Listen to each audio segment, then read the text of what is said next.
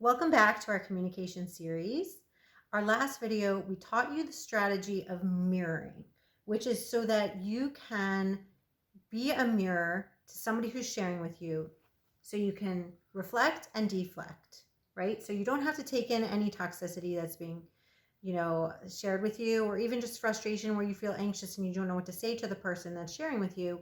You serve as a mirror so they can feel heard and that you have something to do instead of doing the other things that we told you not to do. And it helps you not react and be fully present. That's the ultimate goal. Yeah, so once you kind of mirror that back, and you can even summarize the mirror, you can kind of give a whole summary of everything that was said, kind of in summary what I heard you say, and put it all together. And then the next piece would be to really just validate. And the simple way of validating someone else is just to say, what you're saying makes sense and you make sense. Um, Sometimes when you explain why, it gets a little bit tricky because then you start going into your own story. Like if I were to say, well, that makes sense. You were angry at me for being late, but I really wasn't late. So that's not really so you valid. overreacted, or Right. but you're late too, and I don't react like that to you. So Shlomo likes to advise his couples to keep it simple. What you're saying makes sense, and you make sense. Right. I mean, you could say what you're saying makes sense because I was late. That's it. But anyway, the point is that what you're saying makes sense and you make sense is the simplest way to do it. And obviously, you want to say it like you mean it, not like a robot.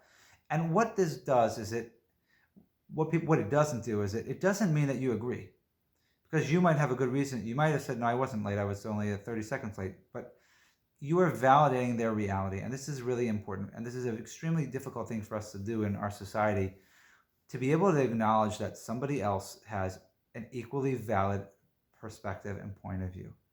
In our society, more and more, we see the divisions. We see that people just can't tolerate the fact that someone else could think differently than us.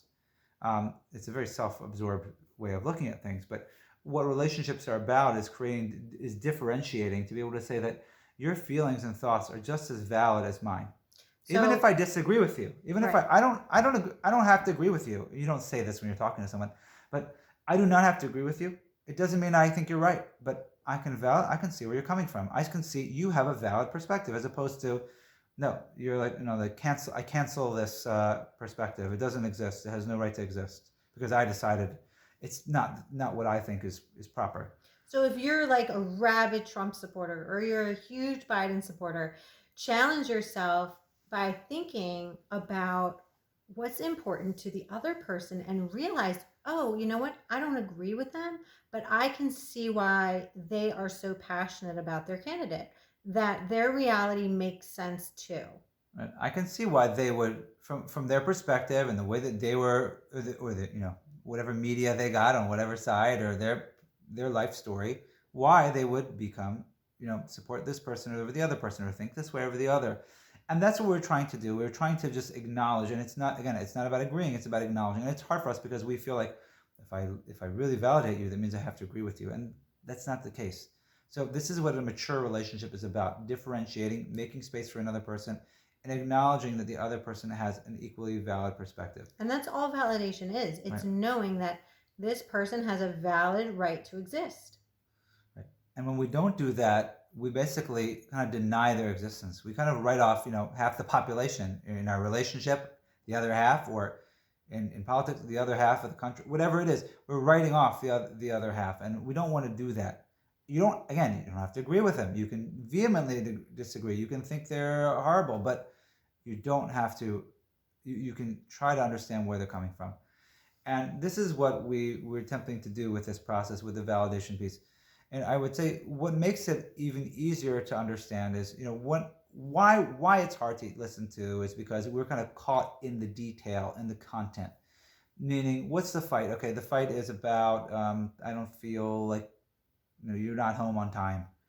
So we get caught in the details. Well, either were you late, were you not late? Was there a reason? We get caught in the content. So it's hard for us to see the other person's perspective and also acknowledge our perspective. Where we take it a step further is where we realize that, and even if you don't do this, but even just to know this in the back of your mind and whatever you know about the other person, understand their story. There's always something deeper beneath the surface. As we say, if it's hysterical, it's historical. Anything that really bothers a person, anything that provokes a disproportionate response. So they say, if the punishment doesn't fit the crime, you know that there's something deeper there. So if your spouse or someone else or your boss is hysterical because if you were 5 minutes late, and you know that, think, okay, logically, okay, it's not the end of the world, 5 minutes, or I had a good reason, or why don't they know that I was in traffic? There's something else there, and we need to, even if you don't explore it, it's much helpful if you know what it is, but you can even just imagine. When you know what it is, it's so much more powerful, because what it does is it takes yourself out of the content, out of the struggle, out of the fight that you're having about the details. It helps you see what's really going on. I remember at a couples weekend we had gone to, our presenters had this very same issue. They would fight a lot about when the husband would come home late. And they had this discussion, and they did it in a safe, connected way, just like we're teaching you with mirroring and then validating. And what came out of it ultimately at the end was that I think there was a car accident maybe for the wife when she was a child, and maybe someone had even died. Oh, her son died. Oh, her son had died. Yeah. And so it was a horrible trauma. And so she was terrified whenever she wouldn't hear from the husband and he came home late. And that made a lot of sense. Oh, yeah. So you see, like, it's not just this, irrational. It looks irrational based on the details of the story now. But when you hear where it's coming from and the deeper motivation for it, you realize it totally makes sense. That's what we call the 90-10 rule. That it's 10% about the here and now, the trigger, and it's 90% about whatever memory is being evoked or the trauma that's being evoked. So you have to realize that whenever there's a hot topic, whenever there's a lot of energy around an issue, that you might say, let's go to another couple. Would they react the same way? Probably not. Why does it bother you so much? There's something else there. It's always to know. If we have many examples where we have things where one of us seems to be reacting really strongly to something that seems to be like kind of insignificant. And sometimes, if we're lucky, if I remember, realize, okay, like there's got to be something else going on here, because it doesn't make sense for you to blow your top over, peeling vegetables in the sink as opposed to putting them in a garbage bag. So there must be something deeper here. So instead of me reacting and taking it personally and wanting to defend myself, I can appreciate that I hit a raw nerve here. Let me get curious. Where is it coming from? Let me say that if you listen long enough, everyone makes sense.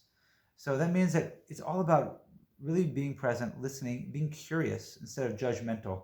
Curious, that's interesting. That's interesting. You're really upset. Wondering why it bothers you so much. Now, you're not going to ask the other person, what's it about your childhood that reminds you? You don't want to play what would therapist. You advise them to actually say if they're doing this at home or even at work, and it seems like the other person is just being completely illogical or over the top? So I would say a few things. I mean, first of all, if you are doing this process with the other person and you know about it, then whoever's sharing, like for example, if we're sharing and I'm talking about a frustration I have, and we do this whole process, and then I might say, what this reminds me of from my childhood is such and such. And you're a willing party, so you know you're going to be doing it. And you're not asking me where it's coming from. Meaning, in the heat of the moment, if I'm really angry and you're just like, so what does this remind you of your childhood? I'm just like, nothing. That probably wouldn't be helpful. Probably not a good idea. But if that's not the case, and a lot of times when you're doing this, it's not going to be the case, you need to think about, if you know your spouse, you probably could guess maybe where it's coming from. Someone at work, you might not know, but you have to think about it. Picture that person as a child. Have some compassion for them. Realize there's got to be something that's triggering them. And if you can put two to two together in your own head without sharing it with them, of course, and guess, just think about, okay, you know what? I can see what, this is their life story. They always had this issue, and So maybe not even saying anything to them, just telling yourself in your head so you don't get upset. Like, you know what? I know the boss is really angry with me about being on time because I know that something happened to him in his life where he lost somebody due to, a car accident or something like that. You can just say it to yourself in your head. Or he's anxious about about a deadline because he has a lot of pressure from the, his upper, the his management. So there are all these things that could be, try to guess, try to judge the other person from with the benefit of the doubt. And if you know what it is, try to guess. It must be some, it's something about that thing. Right. And you don't have to, and this way you don't have to take it personally, because you know that, like Shlomo said, the 90-10 rule, that 10% of it is, yeah, you didn't hand things in on time, but 90% of this huge, big reaction is this person's story, which you may or may not choose to want to share. You may just tell yourself in your mind, and then forgive them. Right. And this is what we're talking about. This whole purpose of we're talking about communication is other focus, really being present in the other person's world. And we do that by setting things up with the appointment, by mirroring to make sure you hear and not interpret and not react, but also to have compassion, to understand, to get curious, to understand that there could be something deeper. That's going to help you, because otherwise it's going to be very tempting to respond, especially if you feel like you've been wronged, especially if you feel like the other person's story doesn't the facts don't meet up. You have a whole different take on what happened. So you have to tell yourself there's something else going on there. I have to see that that's the motivation for this reaction. And then I don't need to defend myself anymore, because it's really not about me. It's 10% about what I did, but it's more than 90. It's 90% about what the other person did. It was feeling. And yeah, you have to take ownership. If I did this, I was late. Okay, I could take ownership for that. Even if I have a good excuse, I don't need to say that I was late and I'm sorry I was late. But I don't need to take ownership for your reaction. You reacted that way, and because of X, Y, and Z, and I can try to at least have some compassion, understanding. So not saying that, of course. Yeah, don't say that, so that I don't react in turn. Yeah, and the goal again is like, this is so you become a less reactive and a more compassionate and empathic person, so that you can become somebody that's known as a great communicator, and people want to communicate with you and share with you because you're able to be present for them. You're able to empty yourself. You're able to mirror them. You're able to have empathy and validate that person. It sounds so much harder than it is, but if you follow these tools, you can really get there.